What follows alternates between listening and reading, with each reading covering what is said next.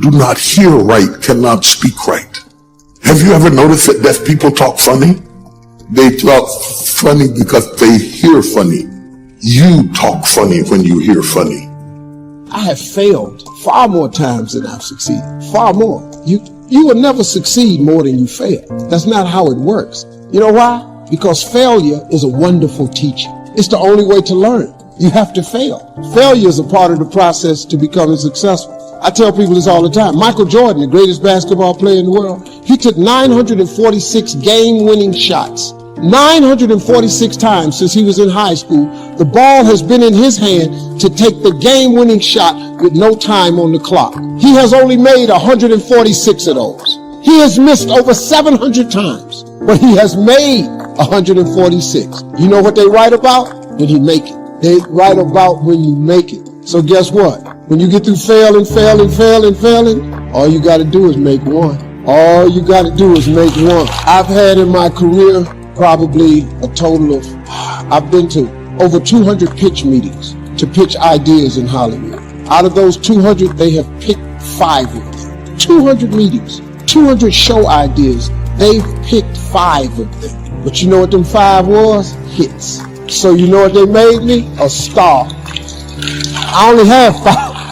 I only hit 5. The rest of the shows I had somebody thought of and asked me to be on the show, and I might have turned it into a hit. But I've only been picked, 5 of my ideas got picked. In 33 years, 5 ideas got picked. All I need is 5 hits. That's all. Y'all don't even know I was in them other meetings. They don't write about it. They just write about my hits. You just need a hit, man. So when you fail, it's a part of the process. Keep going. You're supposed to fail. Shit, who you know that gets it right all the time? That's impossible. You have to fail. Matter of fact, when you fail, be glad about it. Every time you fail, you're one step closer. So every time you fail, say, whew, got that out the way. Go to the next one. Fail again. Okay, I got 2 out the way. What's going to happen is if you just keep swinging, you're going to get a hit. A baseball player gets paid millions and millions of dollars for a 300 batting average. That means out of every 10 times he goes to the plate, he only hits the ball 3 times. They're millionaires. They only hit it 3 times. Man, please. While the people are giving up, feeling like victims, feeling powerless, becoming negative, turning on each other rather than to each other, feeling that they can't make it. Be ye not conformed to this world, but be ye transformed by the renewing of your mind with the mindset of that it's possible that we can save this generation. It's possible that we can create new industries, a new economy. It's possible that I can find a new profession, a new job. It's possible I can create a new life. And it's necessary that I become actively involved in becoming a positive force in my life and on the planet. And it's me, yes, it's you, it's all of us pulling together, working together to create this brand new future. And it's going to be hard. Easy is not an option. But if it's hard, we will do it hard. Whatever is required to snatch victory from the jaws of defeat. And it's worth it. Yes, it's worth whatever we have to do. And once we know that, it is done. It is done. It is done. So I say to you, whatever your dreams are, whatever you want to do, in the spirit of Jack, march forth. I know most people don't make definite plans, but don't let that be you. The guy says, well, you work where I work, but the time you get home, it's late. You've got to have a bite to eat, watch a little TV, and get to bed. You can't sit up half of the night and plan. And this is the guy who's behind on his car note. He's a good worker, hard worker, sincere. But I've discovered that you can be sincere and work hard all your life and wind up broke and embarrassed. You've got to be better than a good worker. You've got to be a good planner, a good goal setter. You've heard the old saying, the people who fail to plan are planning to fail. It's true. So work on your plans. Put yourself in the top few percent who put this power to work for themselves. Writing your goals down also shows you are serious. And to do better, you must get serious. You don't have to be grim, but you do have to be serious. Hey, everybody hopes things will get better, but remember, the future does not get better by hope.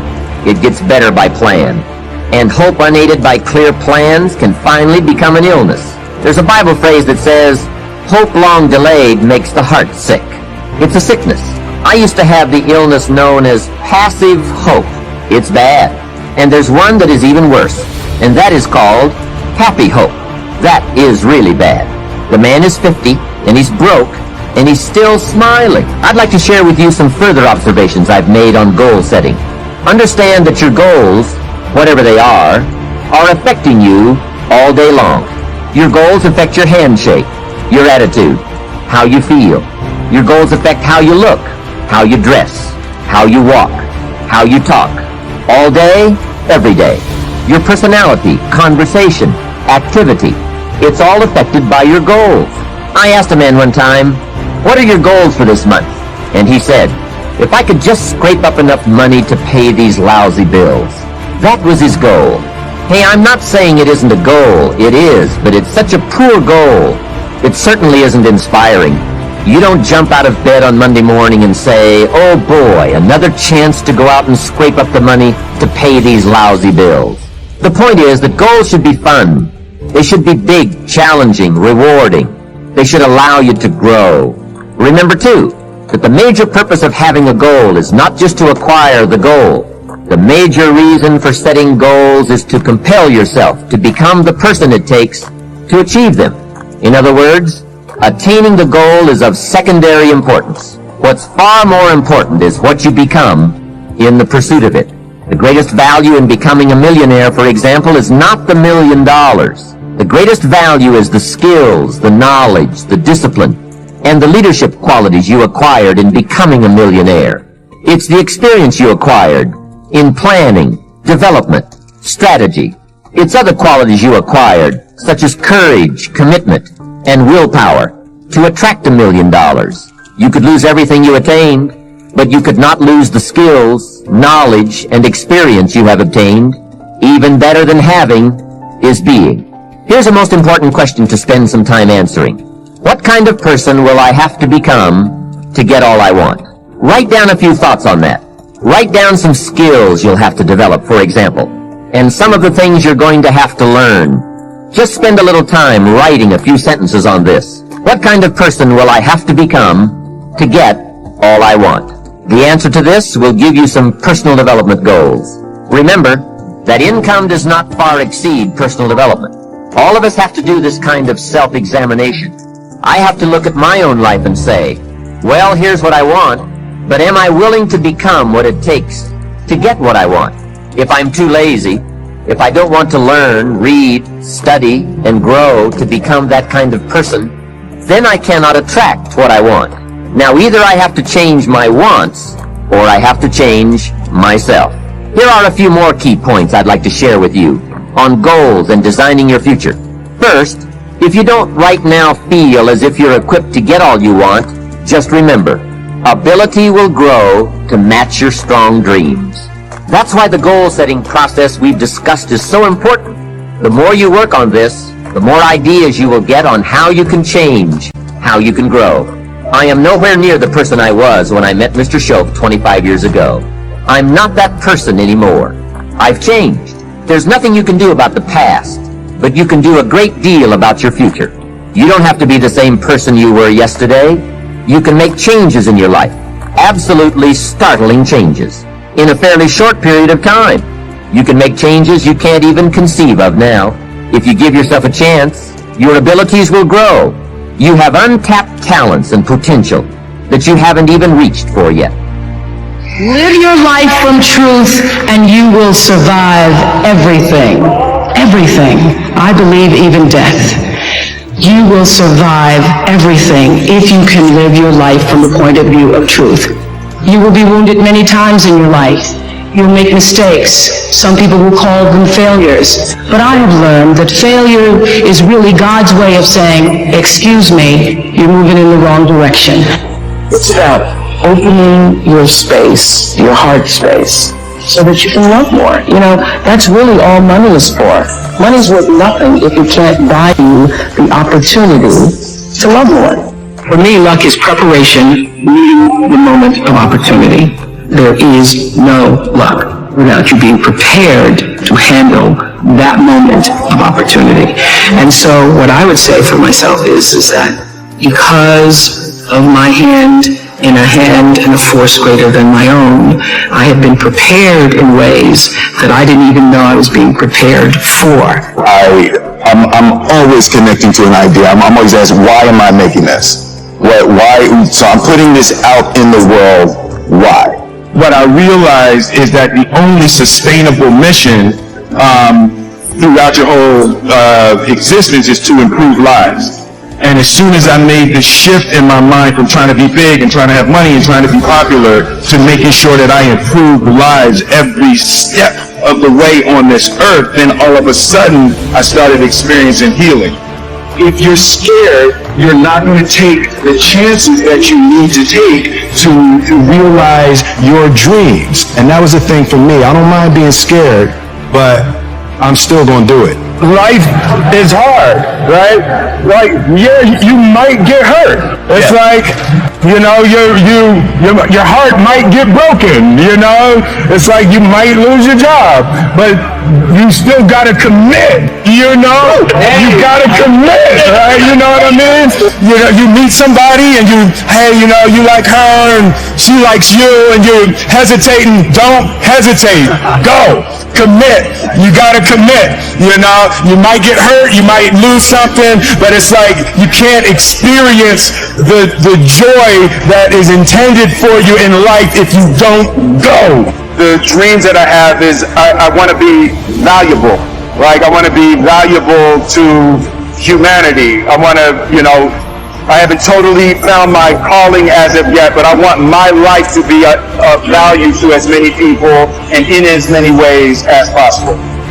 And understanding that really changed the meaning of my life, in that I was no longer driven by what other people wanted me to do, but took charge of my own destiny, making choices based upon what do I feel is the next right move for me.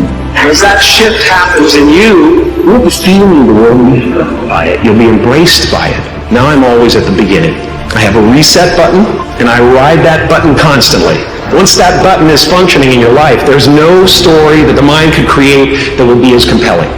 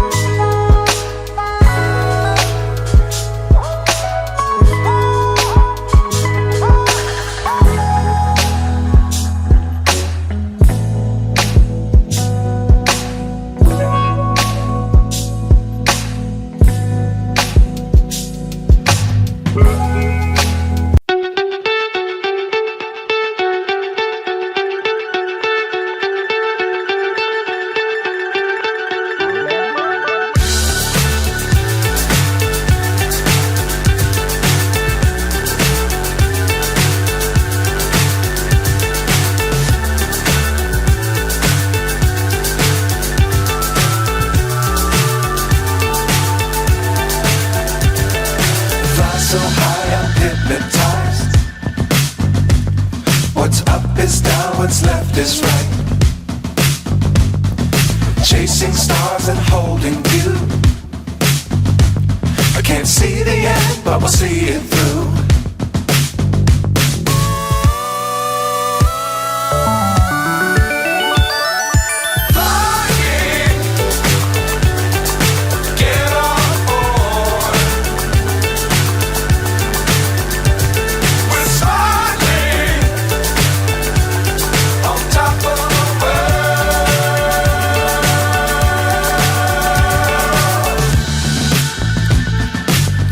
Times don't fly too high. Be sure to keep the ground in sight. Fly forever if you keep it tight. Love the world but keep the sky on